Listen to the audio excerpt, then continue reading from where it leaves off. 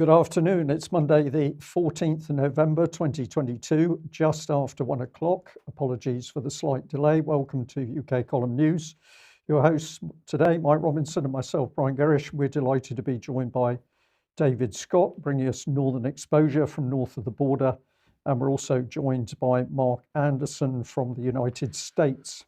We'll get kicked off straight away with migration and immigration. And well, as we know, lots of people coming to the UK at the moment. But don't worry, because the government has it all in hand.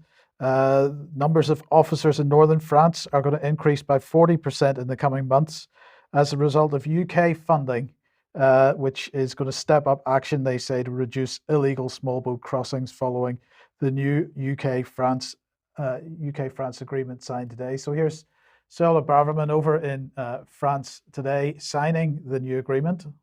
Are you impressed? No, I'm not impressed, because of course this whole problem is totally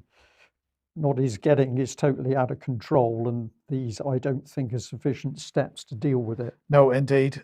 So she's over there meeting her French counterpart. This new agreement, they say, lays the foundations for deeper UK-French cooperation to tackle illegal migration and sparks the next step for close operational partnership between the two countries. Prevented over 30,000 crossings this year. So there you go. Can't be bad. Here's what she has to say before she went. We must do everything we can to stop people making these dangerous journeys and crack down on the criminal gangs. This is a global challenge requiring global solutions, and it's in the interest of both the UK and French governments to work together to solve this complex problem. There are no quick fixes, but this new arrangement will mean we can significantly increase the number of French gendarmes patrolling the beaches in northern France and ensure UK and French officers are working together, working hand in hand, to stop the people smugglers. Now, if we go back a couple of years, this is what the British government was saying. This is Nicola Murray, who was a member of the UK delegation to the OSCE in 2020. The UK government has made tackling modern slavery a priority and is committed to eradication of all forms of modern slavery, forced labour and human trafficking by 2030. And a lot of what's coming out of the media at the moment is making the point that people are being taken over in these boats. It's costing them a lot of money. Most of them don't have that money, so they're finding themselves in financial hock to these people smugglers, and therefore ending up in some form of forced labor once they get here. So I just wanted to very briefly focus on how much money the government is spending on this issue. Well, here's the 2021 UK annual report on modern slavery. And they talk about total direct government spend on modern slavery. Well, actually, they don't. They don't talk about it. In fact, if you want to know how much money they're spending, you need to go back a couple of years to the 2018 UK annual report on modern slavery, when they were making the point that in 2017, 2018, £39 million was spent on dealing with this problem. And in 2018, 2019, £61 million. But we don't know exactly how much has been spent since then. But just to put this in perspective, let's remind ourselves of the size of this industry. 130 billion pounds a year. Every year, human traffickers making that amount of profit from the trade. 21 million victims worldwide, and 54% ending up in sexual exploitation, 38% forced labor, 8% other. Now, the other aspect of this is that, of course, lots of Albanians coming into the country at the moment. And well, the Telegraph had this a couple of days ago. Modern Slavery Act set for reform to tackle migrant crisis. It is understood, they said, that ministers are looking to amend the Modern Slavery Act to prevent Albanians using it to evade deportation. Some 12,000 Albanians have crossed the channel in small boats this year, more than a quarter of the total 40,000. So the government claiming that people are coming here and then using an allegation of modern slavery as an excuse to justify being able to stay. David, this whole issue of migration and modern slavery and so-called modern slavery and so on is all mixed up together, and it's very hard to get a clear picture of exactly what's happening to people once they come here. I know you're going to be talking about hotels in a second, but the point is that many people that do come here are ending up being exploited. And as we've mentioned many, many times in this program, including those that are underage, just disappearing from the system. So this is part and parcel of what's going on. Yes, the complexity of what's going on is not really being addressed. The left will shut down any meaningful debate about the problem by playing the compassion card. These people are fleeing conflict and they're running for their lives, and we have a duty and obligation to look after them. But of course, that's not the majority. But those people are mixed in as well. You've got economic migration. You've got countries being taken apart. We're going to talk about Syria shortly, and people displaced because of that. You've got the difficulties of what actually has been the government policy, because we know from Blair, from Sutherland, that this was a policy in order to break up the United Kingdom, to make us more like everywhere else, and to make us more amenable to certain political agendas, because, well, we need to remove the homogeneity of the population, and diversity is our strength. So some of it's a political move being made by politicians far above the level of the migrants or the traffickers. Then you've got the huge criminal aspect to this, and the degree of personal suffering that's involved in modern slavery, and particularly the sex trade, is beyond belief. If you speak to any of the people who are affected by it, I mean, the stories are just the cruelty, the callousness, the barbarism, the treating of people like meat that goes on is beyond words. So you have all of these problems mixed up together, and then a very simplistic Yaboo politics approach to trying to deal with it, or allegedly trying to deal with it, because no one's really doing any dealing at the moment. It's a very strange situation. Yeah, and David, very briefly, just when you've got billions of pounds being made in profit, but you're only spending a few millions of pounds in dealing with it, well, that sounds like the cost of doing business. Yeah. Well, I mean, it's like drug trafficking. This has always been. It's like drug trafficking. It's like prohibition. You've got to buy off the authorities. That's just a cost of trade. Yes. Yeah. Yeah. Okay. So let's talk about the hotels then. Yeah, so this first slide here, this is the Radisson Blu. This is Station Hotel in Perth, a very large hotel. And as you'll see from the sign, it is now closed to the public. If you want to stay there, tough, you can't. And we've also got the Queen's Hotel just across the way. The Queen's Hotel's smaller, but again, one of Perth's not a large town, large city, but this is one of its major hotels, now also closed to the public. These two hotels probably represent about half the bedroom spaces in the town of Perth, and they're all closed, and they're closed because they're full of asylum seekers, refugees, etc. So I was speaking to these two gentlemen who were enjoying a ciggy outside the Station Hotel. They were from Syria, from Homs and Aleppo, and one of them had quite good English. And his reason to be there was escaping the war. It didn't seem to be any particular persecution, at least none he was describing, but he wanted away from the war. He didn't want to be involved in the war, so he was seeking a home elsewhere.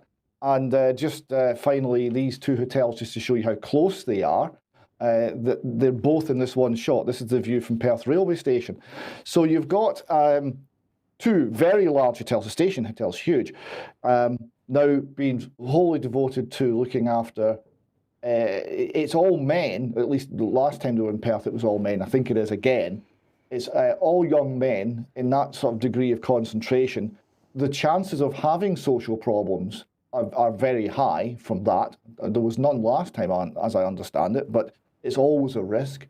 And you can see the degree of concentration. And this is in Perth, a long, long way from the Channel. So this is government policy that's decided to place these people here in order to distribute them throughout the country, so that the sheer scale of the problem is not visible in places like Kent. Yeah, very interesting, David. And for people who didn't quite pick up on it, you made reference to the quote by Peter Sutherland, who is now dead, but while he was alive, he said that we needed to break down the homogeneity of the nation state in order to enable mass migration, in order to get the globalist UN policies in place. So people really need to research this to understand why we're seeing the mass migration. But of course, there's nothing better for mass migration than a war. So let's move over to Ukraine. And of course, over the last few days, we've had the Russian Defense Ministry, we've got this picture here, deciding what's to be done on the battlefield. And of course, we've had the recent announcement of the withdrawal from Kherson. But the BBC has, of course, loved all of this. So this was a more recent one. Ukraine war, Kiev claims major gains as Russia exit Kherson.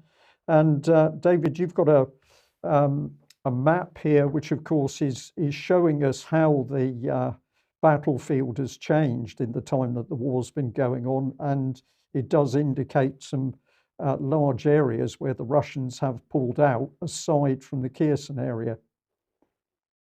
Yes, just to give a sort of scale for what's been happening. This obviously from a site that's it's pro-Ukrainian in its stance, so talking about liberated ground. But however you view politically what's happening, you've got here a couple of maps that indicate where the Russians reached as a kind of maximum extent, and this is April the 1st, 2022.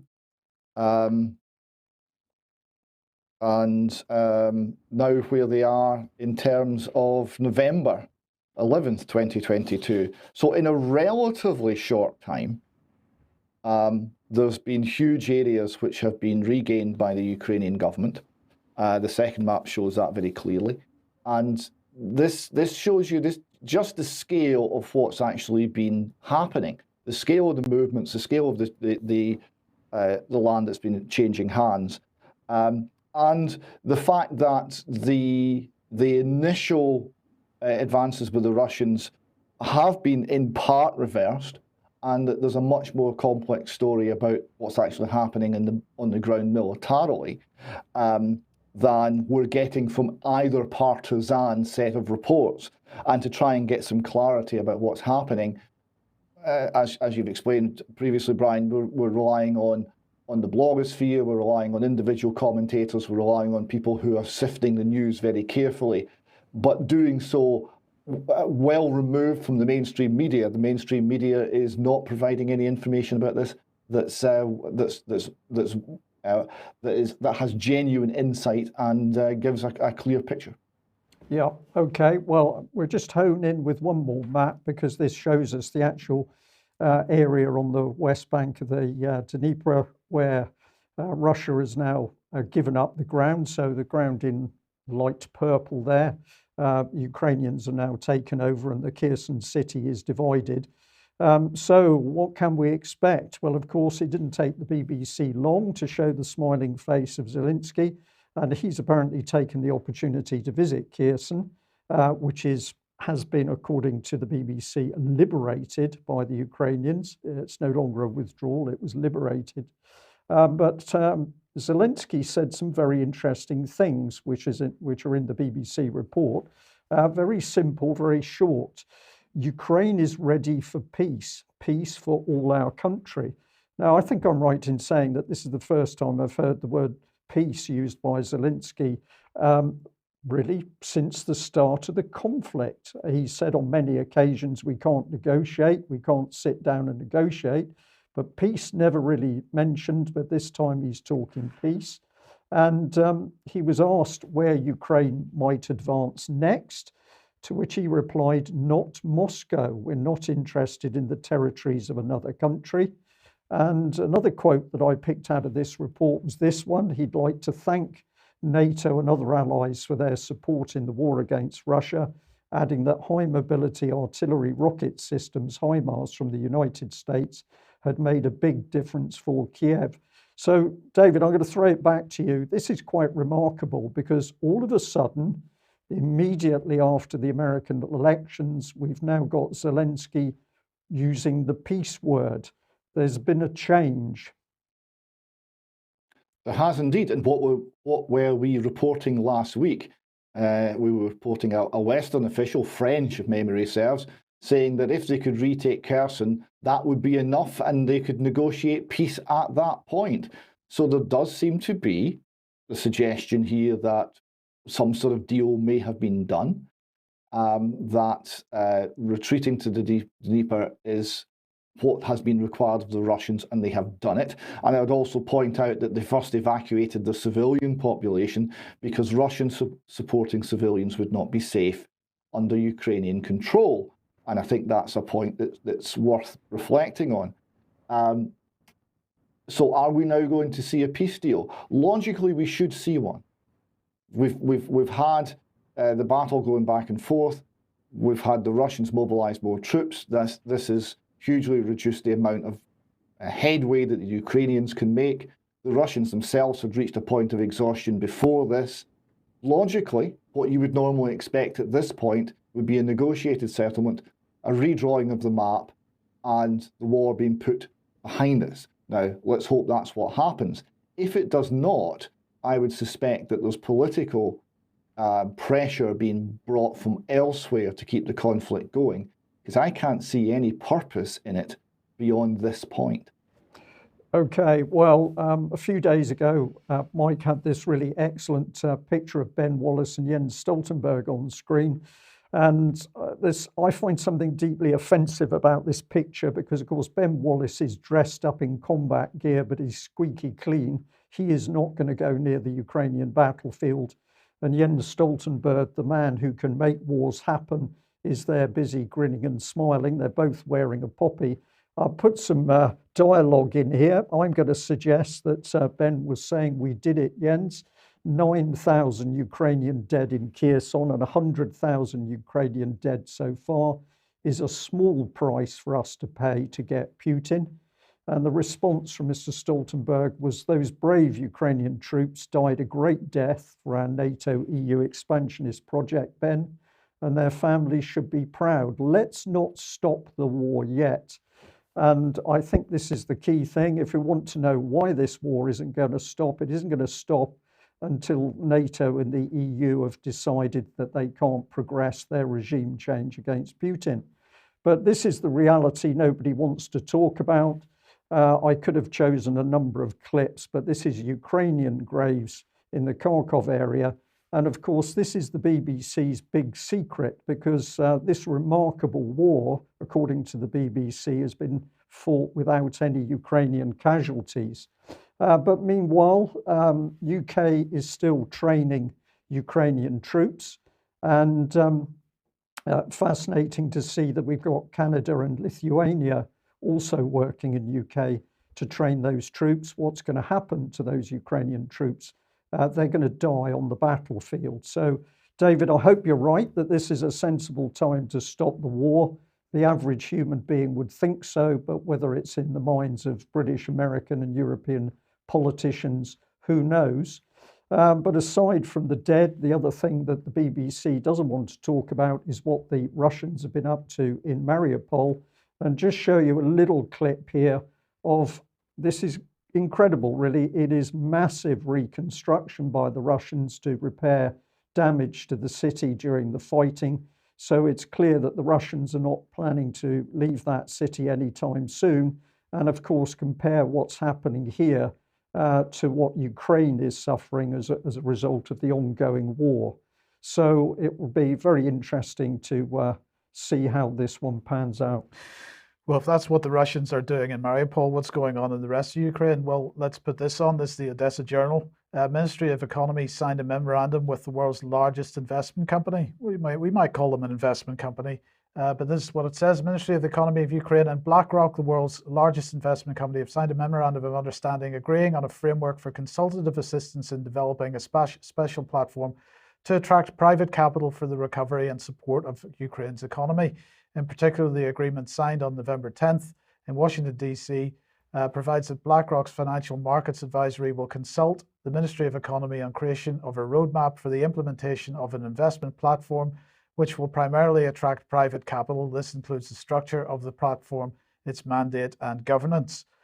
So while the Russians are actually there building in Mariupol, we're talking about bringing in massive hedge funds to bring in private capital to do what? Take control, take full control of the country, Mike, because this is what was done to Iraq. It's destroy it, use the Western military to destroy the country, and then bring in the banking, the money, and these companies to rebuild. And what you achieve is complete and utter control of the target country. I beg your pardon. Yes, and so this follows on from Vladimir Zelensky and the chief executive of BlackRock, Larry Fink, having a discussion in September on how to drive investments into Ukraine. Yeah. Very briefly, David, do you think Ukraine's going to do well out of this type of deal? No, I think we've seen this actually in the history of Russia and Ukraine before, where you have a kind of a fire sale on assets. I'm not convinced that the local population are the ones who benefit. There will be money to be made, and certain people will get very, very rich. Whether it's going to be in the interests of the Ukrainians, I have my doubts. Indeed. Now let's bring this article from Wired on screen. Dark ships emerge from shadows of the Nord Stream mystery. The first gas leaks on the Nord Stream 2 pipeline in the Baltic Sea were detected in the early hours of September 26th, pouring up to 400,000 tons of methane into the atmosphere. Officials immediately suspected sabotage. New analysis seen by Wired shows that two large ships with their trackers off appeared around the leak sites in the days immediately before they were detected. According to the analysis by satellite data monitoring firm Space No, the two dark ships, in inverted commas, each measuring about 95 to 130 meters, passed within several miles of the Nord Stream 2 leak sites. They had their beacons off, meaning there was no information about their movements. Now, this article goes on to make the suggestion, quoting NATO sources and so on, that perhaps these were Russian ships with their detectors, their beacons switched off.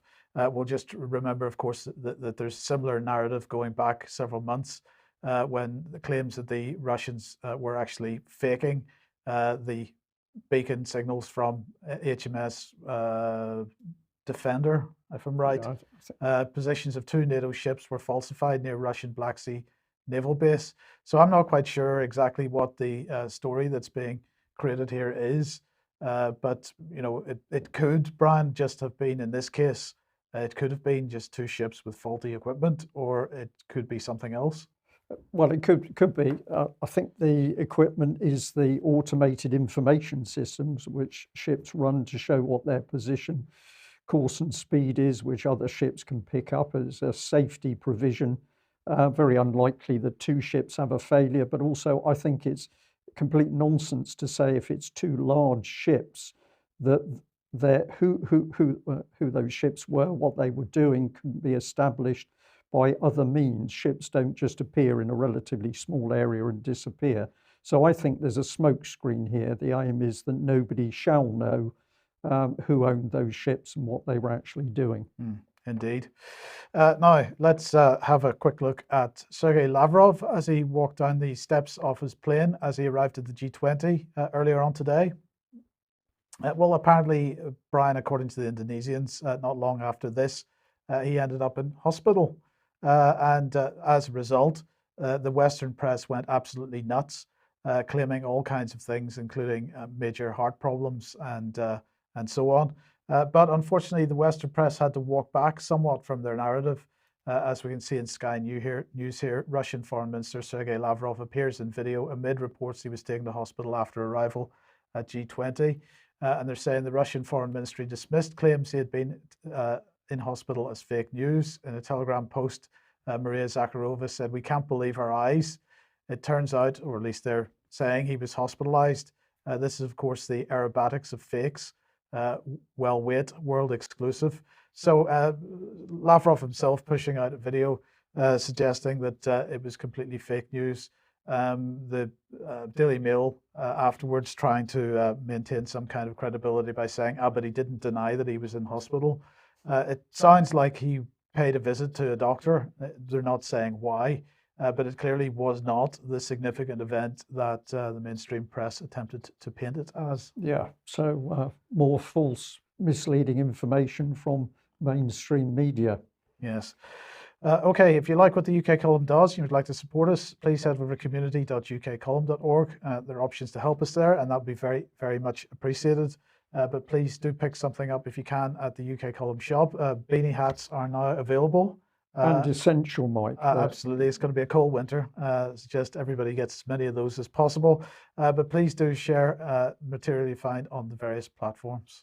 Okay, I'm just going to jump back a little bit because a couple of days ago I was having a look at COP27 and the BBC reporting. This was the particular headline that caught my attention. A striking image, I think.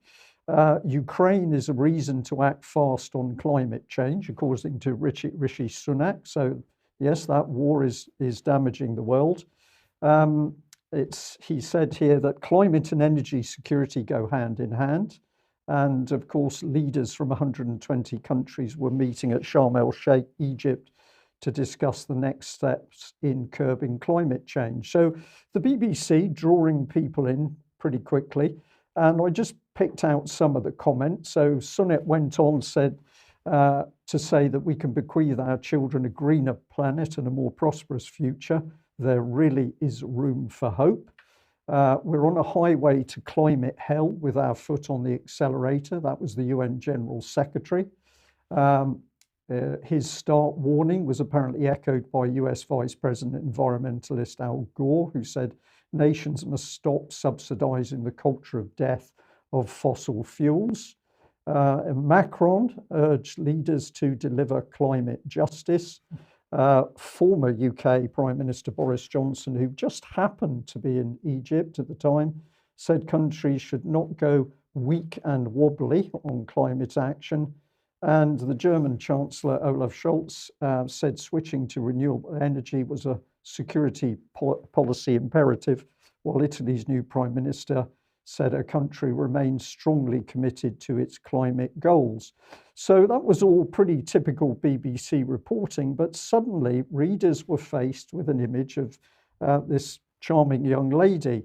And what was the comment here? Well, it said that Zaya, if I've pronounced that correctly, Bastida, a 20-year-old activist from Mexico, is there at the COP meeting to tell decision makers that, quote, nature must be protected. She told BBC News she's pleased with progress so far, including getting the words loss and damage on the agenda. The terms refer to money as some form of compensation or reparations for the effects of climate change on developing countries that did little to cause the problem. David, I think you want to come in. Well, cash is king, Brian. Right, this is the golden rule. He who has the gold makes the rules. It's all about money and power and control. And again, just like COVID, the facts, the data have to be manipulated to give the answer that you want. None of this is based on anything like hard science. It's not based on the data. The data gives lie to the entire case. That's what we've got to concentrate on.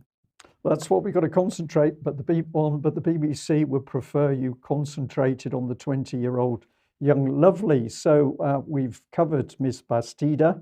Let's bring in Michaela Loach, because this young lady, who's 24 years old from Scotland, said she's worried leaders are not fully committed to climate action that prioritises justice or human rights. Not all climate solutions are good for people. It's not just about cutting emissions. We must frame all our work about people and the world we're creating. So this young lady is about creating a new world. Well, who is she? Because the BBC doesn't tell us. Well, if we go to social media, our friend, we can see a nice picture of her. And she's a climate justice activist and a medic. But of course, she's no ordinary activist, because she's also an author. It's not that radical, climate action to transform our world. And if we dig deeper into social media, we can find out even more about this young lady, because here she is boasting about our book.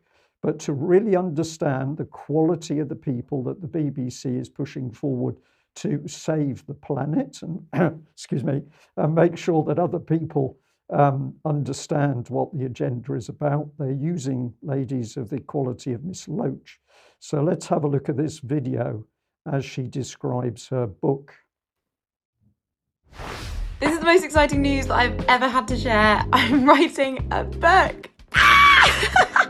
My book, It's Not That Radical, Climate Action to Transform Our World, is the book that I wish existed. It's an accessible entry into climate justice that tackles white supremacy, whiteness, capitalism, individualism, all of these oppressive systems that are holding us back and causing harm, and that make us believe that the best that we can hope for with climate action is the same world but green. But instead, climate justice tells us that we can transform the world and we can actually demand more. I'm so proud of this book. It's the most proud I've been of anything that I've done. So please pre-order it. Pre-orders mean so much, especially to first-time authors, especially to first-time Black authors. Please buy a copy for your mum, your friends, for everyone that you know. I deliberately wrote this to try and be accessible to as many people as possible, and to really move us all towards the future that we really need. I think the book's gonna be an important part of that. So please share this and pre-order. The link is in my bio. I'm not gonna lie, I can't believe this is real. Like, I'm writing a book. Like, what the? She sounds Scottish. So, David, what did you think of that? Well, I didn't like it very much. What it was very clear, what's the climate scam about? Well, it's about Marxism. It's about neo-Marxism. It's about changing the world. It's about destroying the Western society, which is described as whiteness. It's about destroying the economy. It's about destroying individualism, because we must all be collective now. You can't be an individual anymore because that's bad. That's white. Can't have that. And once we've destroyed everything, the cultural Marxists tell us, we just keep destroying things, and eventually there'll be nothing left to destroy, and the wonderful utopia will emerge, because that is their Marxist religion version of the kingdom of God on earth. They will bring it about by destroying whiteness and destroying the economy and destroying everything. Everything else. That's what they're selling. And it's exceptionally dangerous. And it's dangerous because young, impressionable, stupid, poorly educated people are believing it. Right. Okay, so let's focus on the BBC. So what is the BBC really selling? Well, you've covered it extremely well. Good bit of UK column teamwork there, because you hadn't seen these slides before you were speaking. But this is Michaela tweeting out her pass for climate justice programme. But then we really get a clue here: youth from resistance to power.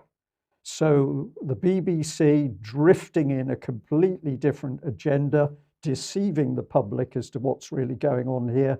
Here's more: youth fight back, resistance against fossil fuels. And here are the young lovelies who are apparently going to save the world, incredibly naive, as you say. You can see Michaela's smiling face in the foreground there, but actually she had a terrible time, because if we read this tweet, she says that being a young Black woman with my natural afro hair out at this COP has been very wild. A day hasn't gone by where I haven't experienced overt and pointed anti-Blackness. It's exhausting. So she looks as though she's exhausting there. But here's the clue, which she also gives herself, is that she's talking about resistance to power. She said the event was incredible. We brought our full selves into this space, speaking on the necessity for true climate justice, to be anti-capitalist, decolonial, and for collective liberation. And so there's, once we get into the article, we can see exactly what's coming. But of course, the BBC lies by omission to the public as to the agenda really coming. But somebody else is looking at what's really in the pipeline. Let's have a look at this Sky News clip from Australia. But the United Nations thinks that countries like Australia need to pay reparations to countries like China. Now, who, of course, is now starting to say this as well? Well, Greta Thunberg. She's changed her tune from sort of being the asterisk cute little schoolgirl to now the full revolutionary. We are never going back to normal again, because normal was already a crisis. What we refer to as normal is an extreme system built on exploitation of people and planet. It is a system defined by colonialism, imperialism, oppression, and genocide by the so-called global north. Now, to give you an idea about just how powerful this message is, You heard what Greta had to say and how far away that is from dealing with climate change. More so, the whole West got it wrong and must pay for the sins of being the West. Now here, a former socialist politician who runs the UN. And this is our only hope of meeting our climate goals. Humanity has a choice: cooperate or perish. It is either a climate solidarity pact or a collective suicide pact. So guess what? Australia is probably going to cough up. Well, no secret there. I don't think, Mike, as to what's coming. And you've described it as Marxism, David. I don't think it's far off. People in the UK need to understand what climate change agenda really means. And it's not looking very nice. But I'll just end this segment by saying that the lovely Michaela Loach was also tweeting out things to do with migration. And she put out or retweeted this tweet that asylum seekers released from Manston Migrant Centre in hotels are dealing with scabies-like symptoms.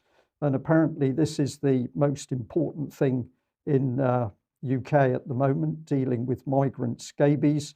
No mention of vaccine deaths and damage at all there, Mike. So a pretty interesting young lady, clearly working hand in glove with the BBC.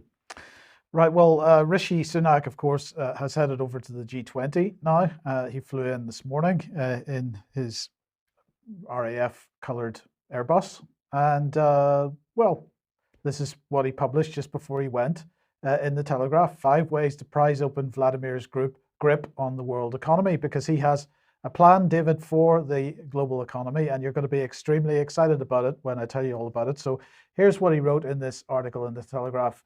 Leaders take responsibility, they show up. Yet at the G20 summit in Indonesia this week, 1 seat will remain vacant. So he begins by, getting the dig in as much as he can. He said, the man who's responsible for so much bloodshed in Ukraine and economic strife around the world will not be there to face his peers. He won't even attempt to explain his actions. Instead, he will stay at home and the rest of us will get on with the task at hand. He said that's why when I spoke to Vladimir, later on in the article, when I spoke to Zelensky, the Ukrainian president, last Thursday, I made it clear that Britain will never back down when it comes to supporting the Ukrainian people in the face of this brutality. As we recover from a pandemic that almost broke the world economy, every household on the planet is feeling the fallout from the war in Ukraine. Global food prices have been hit by Vladimir Putin's attempts to choke off Ukrainian grain exports, 2/3 of which go to developing countries. Energy bills have skyrocketed thanks to Russia turning off the gas taps. So you get the message.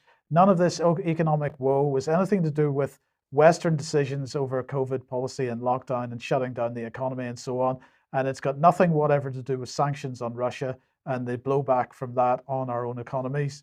And the fact that we basically have committed suicide, economic suicide, as a result of that, David. It's all Vladimir Putin's fault. Well, what more can we say? The only thing he hasn't announced is that the dark ships that were spotted around the Nord Stream pipeline was in fact HMS Putin. Indeed. So let's get his 5-point economic plan on screen, because he has one, and he defined it in the Telegraph. So here's first and foremost. Rishi must keep delivering urgent support where it's needed most in the winter ahead, and that's not just in Ukraine, that's also in the UK. So they're going to keep paying us to use electricity, apparently. But anyway, second, we must put an end to Russia's appalling weaponization of food, because that's what Russia's doing.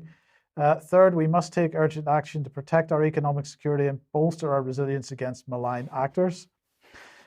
This should be coming across as a really key economic plan here, David, but anyway, we go on. Fourth, we must remain utterly committed to the promotion of free markets and an open global economy in which enterprise drives growth. Now, I think you'll be talking about Rishi's plan for tax later on, and I do wonder whether that is showing commitment to promotion of free markets. But anyway, finally, we must work together with our partners, governments, the private sector, and international financial institutions. That is a typo, their typo, not mine, to provide the financial stability and probity that the international economic situation demands. So, David, very briefly, I guess you're highly impressed by that 5-point plan to bring the economy back to its normal function? This is the problem with the 5-point plan is that 4 of the points contradict one of the other points. He talks about free markets, and at the same time he talks about subsidizing people, controlling the market in food, controlling the degree to which the market is nationally based, so preventing international trade beyond a certain level for strategic reasons. And he then talks about international control of the banking and financial sector. So yeah, free markets, and then everything he wants to do is not free. It's all about government control. So the free markets, what that is called is window dressing. That's a little sop to that part of the Conservative Party who think themselves supporters of freedom, so that he can go on doing exactly what he's doing, which is state control of everything. Blue is the new red, it would appear. Okay, but don't worry, cryptocurrencies will come riding to the rescue, right? Maybe not. Maybe not. We've got a little information here on cryptocurrencies. It's been a busy old week on that front. So we've got the Mail Online reporting that $515 million stolen from a collapsed crypto exchange, FTX, in a matter of hours.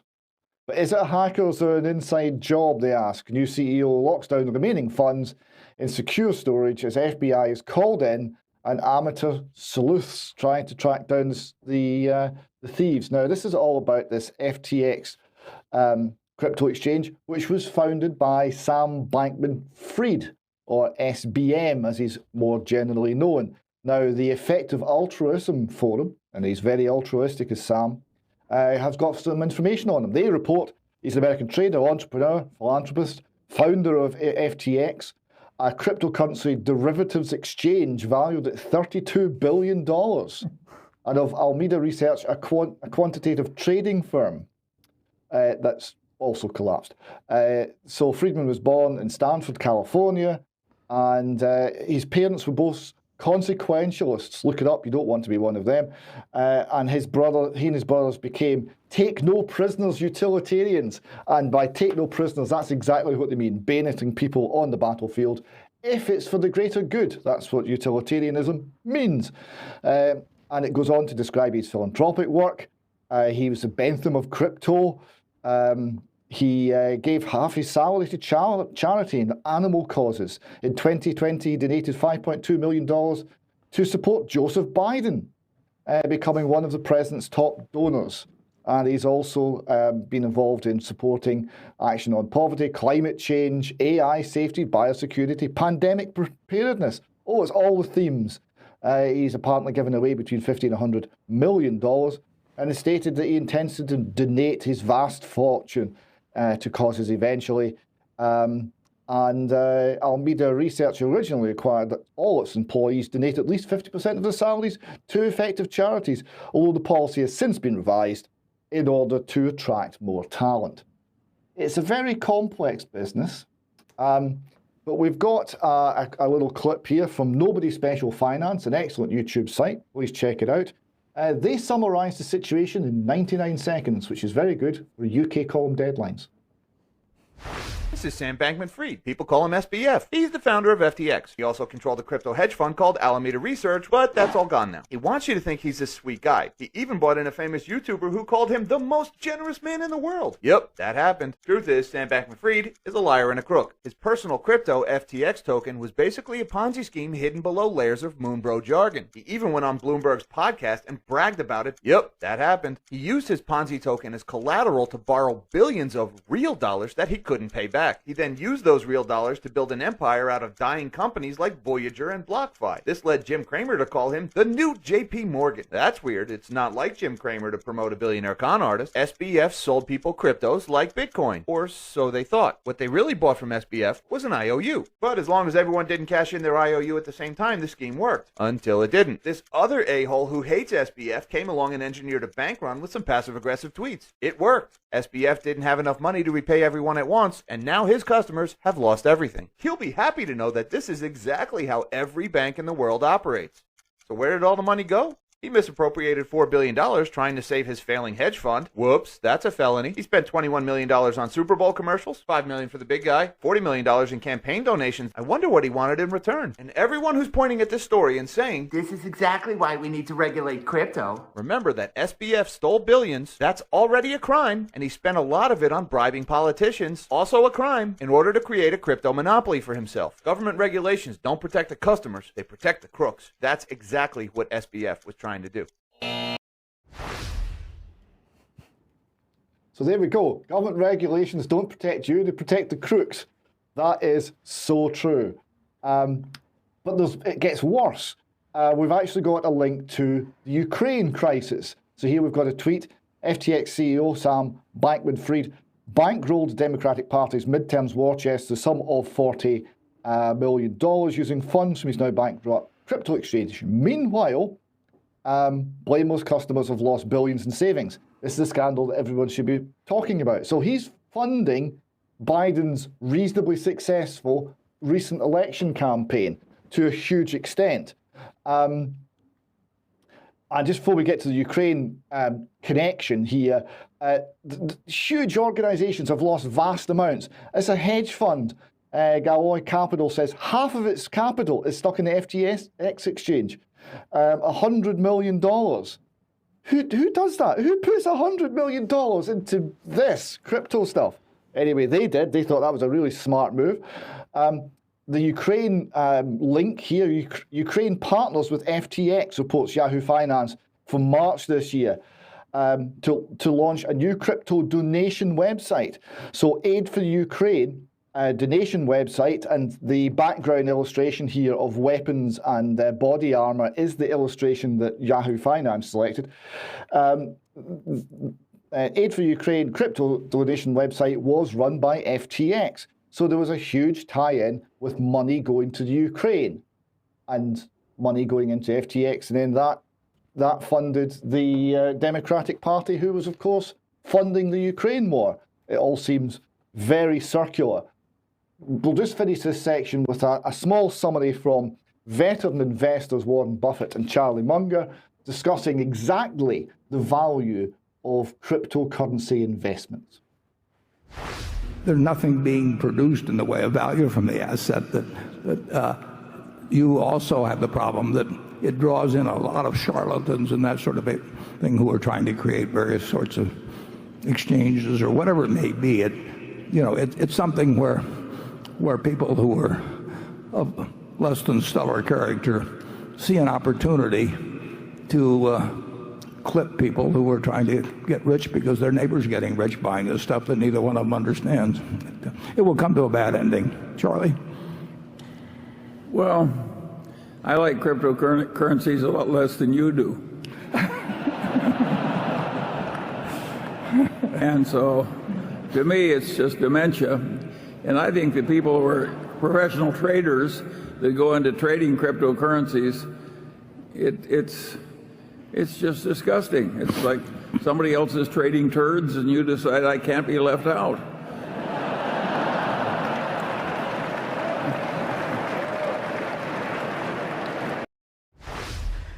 David, there's a fairly deep irony in that little video clip.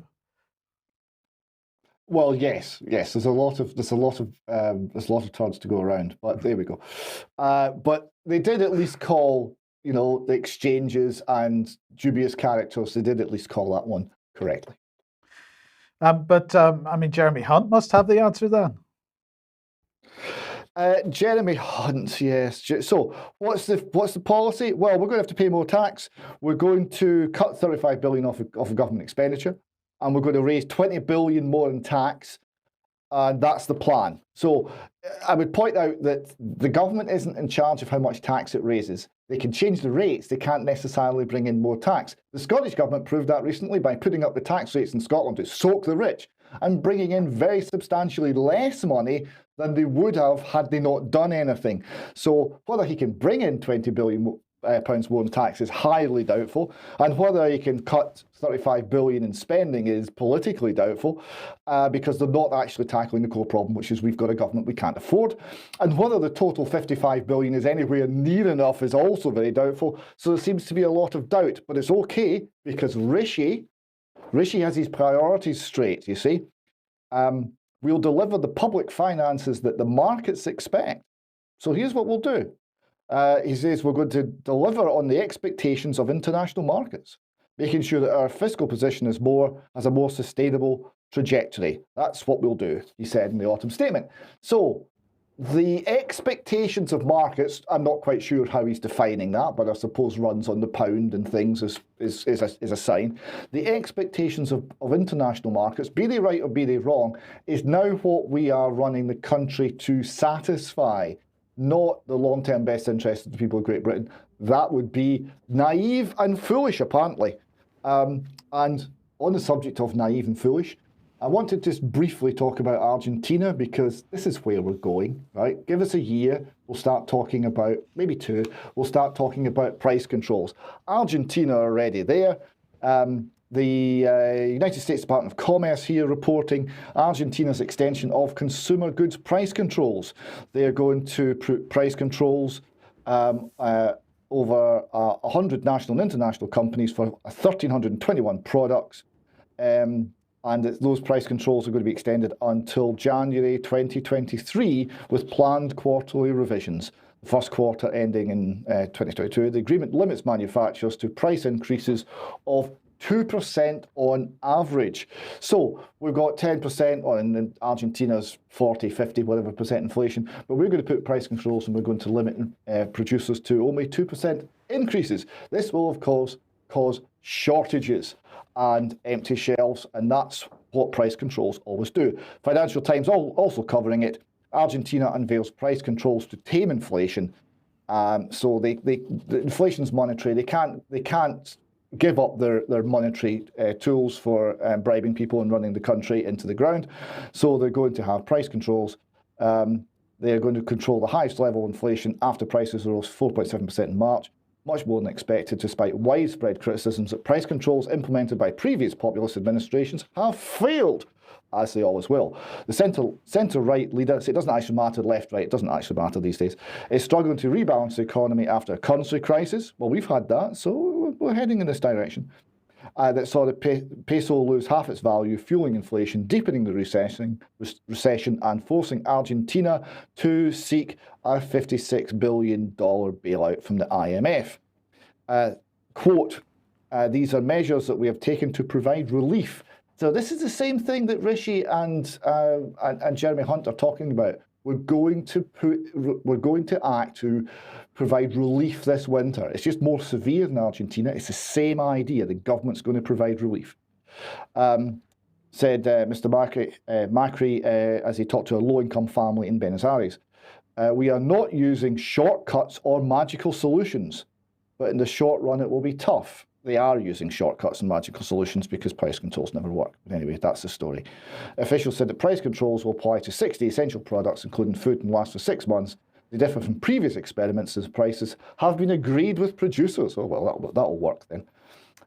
So the Times carries on and says, critics worry that the measures could lead to shortages. No, they will lead to shortages. That one's already baked in.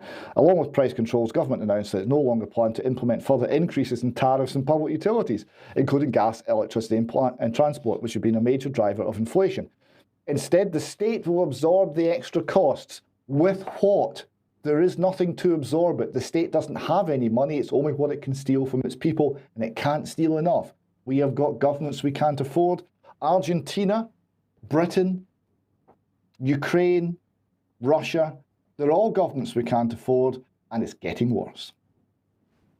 Okay, thank you, David. Okay, let's very quickly just mention online safety bill, because the I newspaper was claiming exclusive a couple of days ago. Online safety bill at risk of being ditched due to delays. Ministers warned. Government urged to push the bill through urgently. So internal advice from officials. So this, the I says they've seen internal documents within the Department for Digital, Culture, Media and Sport. Reveals that ministers have been warned they risk letting the bill fall entirely unless they bring it back to the Commons quickly. The DCMS document states you must decide whether to progress with the July 2022 version of the bill or whether to propose changes to the legal but harmful regime, which will extend its parliamentary passage timeline. If we don't move quickly, there's a real risk the Parliamentary Business and Legislative Committee will withdraw the bill if they judge it will not pass in time. We can but hope. Well, I'm going to say that if the online safety bill isn't dealt with properly, I probably wouldn't be able to make the report I'm just about to make. But let's finish today's UK column news with this one. And thanks to Lou Collins, who's been working with the Welsh mums, who've been trying to, of course, stop the sexualisation of young children through the religious and sex education syllabus in schools. So what she sent over to me was social media information about this young man, Samuel. And what was of interest was that he was a digital content contributor at BBC Sesh. But as you can see lower down, he also was is the founder, owner, author at Drag Queen Story Hour UK and drag storyteller at Drag Queen Story Hour Ukraine. Pardon me, Freudian slip. Drag Queen Story Hour UK. So if we look into that, this is the website. Just fascinating to see that, for instance, NHS England would need drag queens to be helping to get its health policy out and about. So I'm not sure what that's about. And if anybody can tell us of the connection between NHS England and the Drag Queen Story Hour, we would like to know. But they say some more about themselves. It's to provide fun and interactive kids shows with amazing and talented drag performers. Drag Queen Story Hour UK wants to allow the world wants to show the world that being different is not a bad thing. And by providing imaginative role models for children to look up to, we can change the world book by book. So we're going to change the world in the image of drag queens. Let's have a look at their little promotional video to really understand what it's about.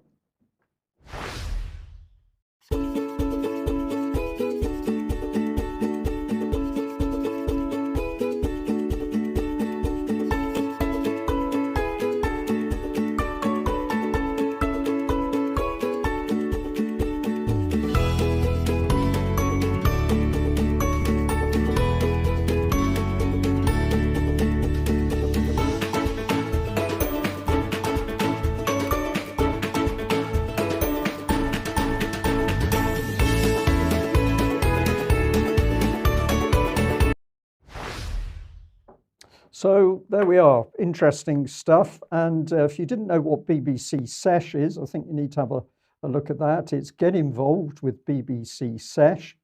And it says that BBC Sesh helps to develop creative talent, 18 plus from across Wales. We're always on the lookout for new people to work with. If you're a filmmaker, a content creator, a comedian, or if there's a burning issue you think the world needs to hear about, please get in touch. So I'm going to suggest that BBC has got its in-house promotion for the drag queens operating amongst young children.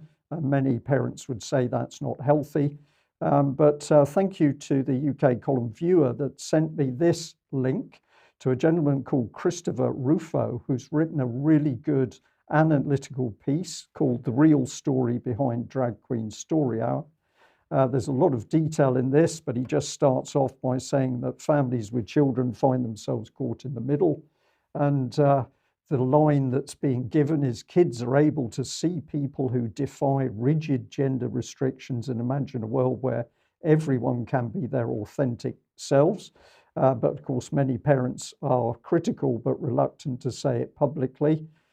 He says, the author of the article says the concerns are justified, but to mount an effective opposition, one needs to first understand the sexual politics behind the glitter, sequins and heels. This requires a working knowledge of an extensive history from the origin of the first queen of drag in the late 19th century to the development of academic queer theory, which provides the intellectual foundation for the modern drag for kids movement.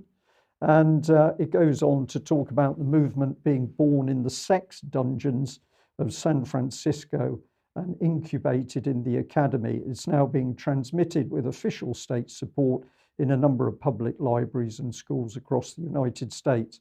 Well, of course, it's not just the United States, it's also in the UK and elsewhere, but really encourage people to read this analysis to understand the real dangers of what's actually being done here. So we had better finish there, a little bit late starting today's news. David, a very brief comment if you want to come in. I can see you frowning.